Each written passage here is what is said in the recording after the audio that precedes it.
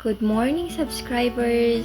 So, eto, nag-walk na kami ni George this morning. Medyo tarik na ang araw at actually favorite niya yan. So, every day, ito yung lugar na nilalakaran namin every morning. So, I take him for a walk twice a day, once in the morning and the afternoon. And I'm so grateful na flexible ang oras ng pasok ko. So looks how he is happy walking around here. So this is in between of Diversion Road and Sambagharo. So kung gusto niyo maglakad-lakad here, and there's a lot of people walking here actually. So right now, since tirik na ang araw, I think it's past 8 a.m. na kami nakapag-walk. So wala na medyo nagwo-walk. Pero early morning, 5:30, maraming nagwo-walk sa daan na to. Ayan, so George is really excited. He loves walking miles away. Miles din talagang kanyang gusto. Gusto niya mahabang lakaran. So ayan, ayaw pang tumigil. Ayaw pang umuwi niyan. Hinihila ko siya pabalik na kasi sabi ko balik na tayo. Ayaw pang bumalik. Ayaw pang umuwi. So, in the end, nanalo pa rin ako.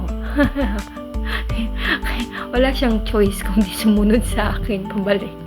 Kasi naiinitan na ako. Sobrang sakit na ng init sa skin ko dyan. Past 9 a.m. na yan, nung time na yan. So, itong white lang, chill lang. Pag ganitong nag-walk kaming dalawa, ayan, nagpapahila na yan. Kasi ayaw niyang bumalik pa uwi. Gusto niya pa maglakad. So, favorite niya maglakad sa ilalim ng araw. It doesn't matter kung 12 noon yan or 2 p.m. Ayan. Ayan siya. So, masaya pag kasama si George. Yan yung bonding time namin, mag-walk. And I'll take him for a walk twice a day. Isa sa umaga at isa sa hapon. Pagkatapos ko galing sa work.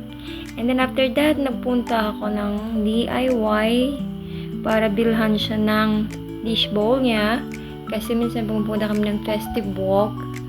Naggagala kaming dalawa. So, binilhan ko siya ng dish bowl.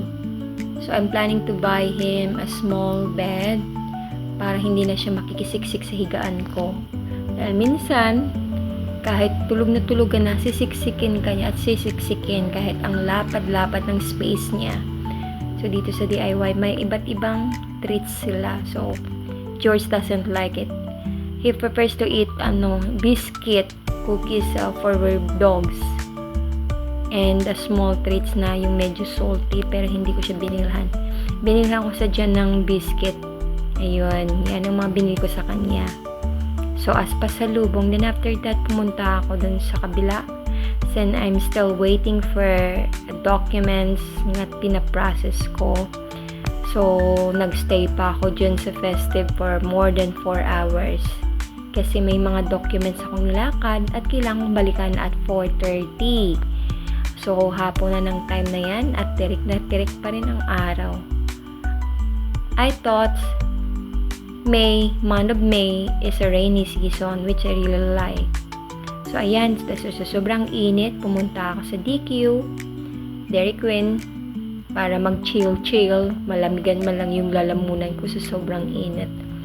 Ayan, nag-order ako ng almond chocolate, which is my always favorite. And then, nag-buy ng books, and then, nag-read ng books, and that's it.